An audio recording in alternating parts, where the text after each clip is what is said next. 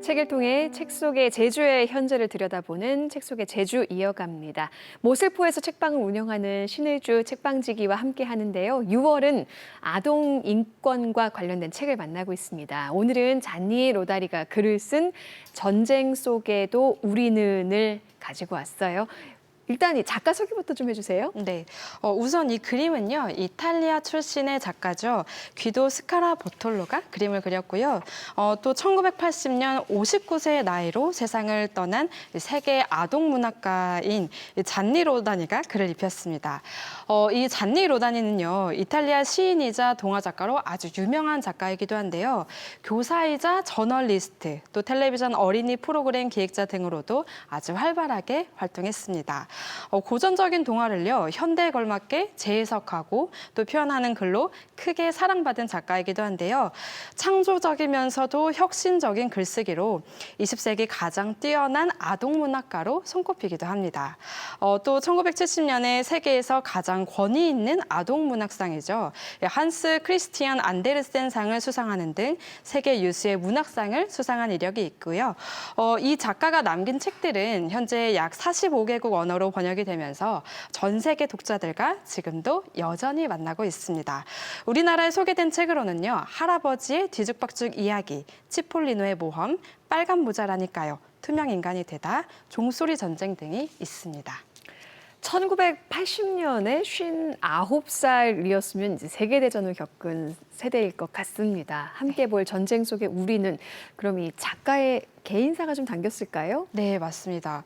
말씀하신 것처럼요, 이 잔니 로다니는요, 2차 세계대전을 온몸으로 직접 겪은 작가이기도 한데요. 이때 가장 친한 친구를 잃은 경험이 있고요. 또 친형은 독일 강제 수용소에 수감되기도 했습니다. 큰 충격을 받고 이탈리아 공산당에 가입해서 저항운동에 참여하기도 했었다고 하는데요. 이런 일련의 경험 속에서 이 잔니 로다니는 아이들의 무한한 상상력이야말로 전쟁으로 황폐해진 세상을 되살릴 수 있다라고 믿었었는데요. 그래서 전쟁을 겪은 이후에 이 아이들의 입장에서 상상력을 더하는 작품을 정말 많이 남겼습니다. 오늘 소개해드릴 이 책은요, 일상의 단순함과 또 전쟁의 삭막함을 아주 짧은 글과 생생한 그림으로 표현을 하고 있는데요.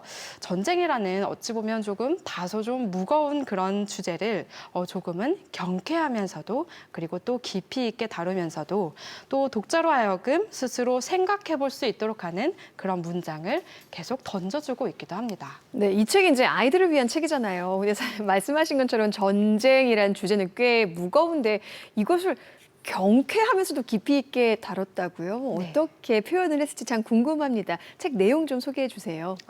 그림책을 한번 딱 보시면 어떤 말인지 오. 단박에 이해를 하실 수 있을 것 네. 같은데요. 정말 짧은 글로 되어 있습니다. 그리고 또 어찌 보면 한편의 시 같기도 하고요. 또 어찌 보면 어린이들이 쓴 인권 선언문 같다라는 그런 느낌도 드는데요. 이 책 전문을 좀 읽어드릴게요. 매일 해야 할 일이 있어요. 단정히 씻고 배우고 익히며 마음껏 놀다가 골고루 먹어요. 밤에 해야 할 일이 있어요. 두 눈을 감고 잠을 청하며 꿈을 꾸어요. 귀는 잠시 닫고 아무것도 듣지 않아요. 결코 하지 말아야 할 일이 있어요. 낮이든 밤이든 바다에서든 땅에서든 남을 해치지 않아요. 아이들은 이 전쟁이 왜 일어나야만 하는지조차 모르잖아요. 그렇죠. 네. 네, 그런데 이 아이들의 시각에서 아주 평범한 그 일상에 대해서 아주 덤덤하게 말하고 있다 보니까 더 마음이 이제 무겁게 느껴지기도 하고요. 네. 또 뒷부분에 가니까 이제 전쟁의 참상, 아픔을 얘기하는 것 같아요. 남을 해치지 말아요. 그러니까 전쟁의 잔인함에 대해서 직접적으로 서술하진 않았지만 반대로 일상의 이 단순함, 얼마나 소중한지 깨닫게 해주는 그런 구절인 것 같아요. 네, 그렇죠. 이 책 속에 있는 아이들은요, 실제 이 전쟁을 겪는 이 와중에도 일상의 평범함을 그리고 좀 아주 이런 사소한 일들을 되찾기 위해서 정말 평소처럼 단정하게 씻기도 하고 그리고 또 배우고 익히면서 마음껏 놀다가 씻고 우리 아이들처럼 잠자리에 드는데요. 하지만 이 밤이 되면요, 이때의 밤은요, 전쟁이 벌어지는 그런 상황을 의미합니다. 네. 이 귀를 닫고 아무 소리를 듣지 않고 무엇보다 누구도 해치지 않아야 함을 되새기고 있는데요. 글이 정말 단순해서요, 이 전쟁이라는 단어를 대입해보지 않는다면 아주 평범한 일상에 대해서 소개하는 것처럼 보이기도 하는데요. 이 모든 아이들이 평소에 하는 이런 아주 사소한 일들이 전쟁 속에서는 반드시 지켜내야 하는 정말 소중한 삶이라는 걸 군더더기 없이 소개해내고 있습니다. 네, 우리 2주 전에 이 시간을 통해서 난민에 대한 이야기를 한번 다룬 적이 있었죠. 네. 그때도 난민의 수가 생각보다 많아서 놀랐던 기억이 있습니다. 현재도 이제 뭐 내전 등 전쟁 상황이 이어지고 있는데 현재 이 전쟁을 겪고 있는 아이들의 상황은 좀 어때요? 정말 말씀하신 것처럼요, 여전히 이 전 세계에서는요, 정말 말도 안 되는 일들이 정말 많이 일어나고 있는데요. 무엇보다 최근 매일같이 소식을 접하는 전쟁이 있죠. 바로 러시아가 일으킨 우크라이나 전쟁을 예로 살펴볼 수 있습니다. 올해 2월 기준으로요, 지난 1년 동안에만 약 480명의 아이들이 목숨을 잃고 그리고 또 800명에 달하는 아이들이 평생 이 신체 장애는 물론 정신적으로 후유증을 유발하는 그런 상처 속에서 살아야 한다고 합니다. 또 우크라이나 전쟁으로 유럽으로 떠난 피난민이 약 800만 명에 달하는데요. 이게 어느 정도냐 하면요. 우리 제주도 인구가 약 70만 명에 달하잖아요. 약 제주도 인구의 이 10배가 넘는 높네요. 인구가 네. 난민 생활을 하고 있다. 그리고 또 이 중에는 우리 아이들이 무척이나 많다라고 보시면 될 것 같은데요. 또 한 시민단체의 연구에 따르자면 이 난민 아동 중에 약 44%가요. 정신적으로 외로움을 겪고 있기도 하고 그리고 또 55%가 앞으로 일어날 현재의 미래를 걱정하고 있다고 합니다. 이거 아이들이 무슨 잘못이 있습니까? 정말 우리 어른들도 이런 뉴스 접하면 현실감 없죠. 네. 저런 일이 있을까 할 정도로 참 끔찍한 참상인데 어른들도 견디기 힘든 게 전쟁이잖아요. 근데 어른들의 잘못으로 아이들이 전쟁을 겪을 수밖에 없는 이 현실이 참 안타깝고 속상하네요. 그렇죠. 이 전쟁이라는 것이요, 정말 말씀해 주셨던 것처럼 우리 어른들에게도 너무나 잔혹한 일이지만 사실 이 돌봄을 받아야 하는 이 아이들에게는 정말 더 잔인한 일이라고 할 수 있는데요. 우크라이나 상황을 좀 더 예로 좀 더 들자면요. 공습으로 현재 많은 교육시설과 또 의료시설이 파괴되고 있는데요.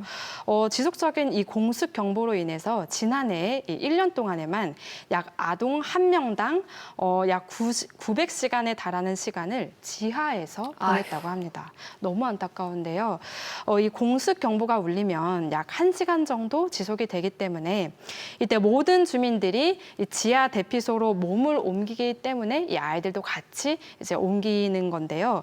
이 그림책 전쟁 속에도 우리는이라는 책에서도 지하 대피소로 몸을 숨긴 상황에 대해서 간접적으로 표현을 하고 있습니다.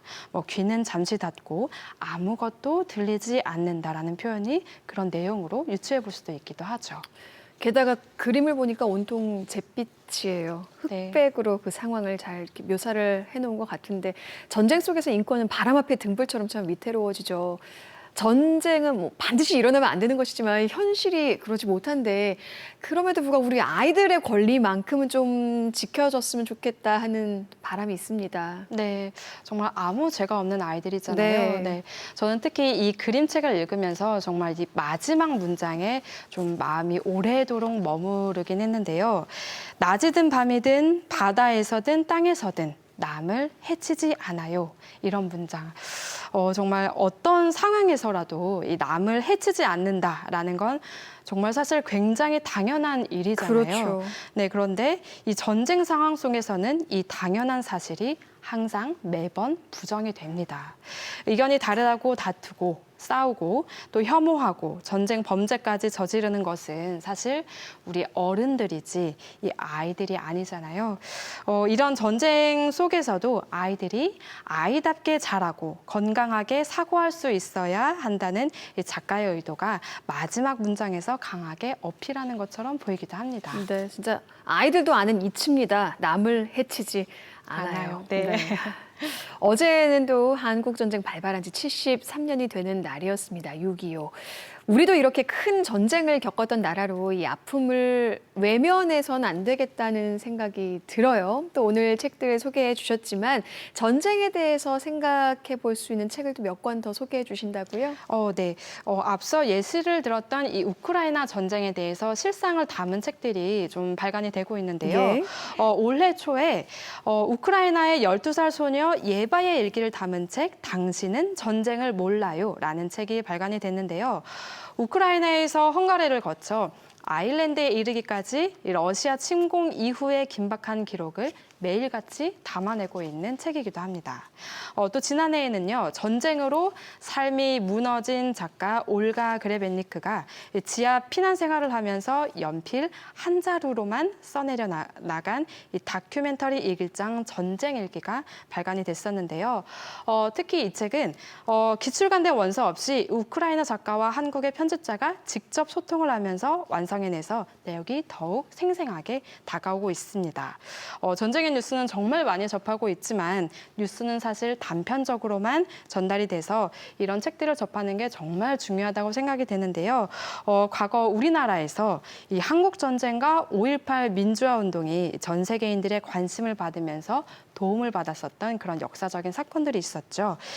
이제는 좀 다른 나라의 전쟁이나 내전에 우리가 좀 이웃 시민으로서 관심을 가지고 도움을 네. 줄 수 있어야 하지 않을까 싶습니다. 네, 금방 소개해 주신 책 2권 그리고 전쟁 속에도 우리는 기회가 되신다면 꼭 함께 읽어보시길 추천드립니다. 오늘 함께 해주셔서 고맙습니다. 감사합니다.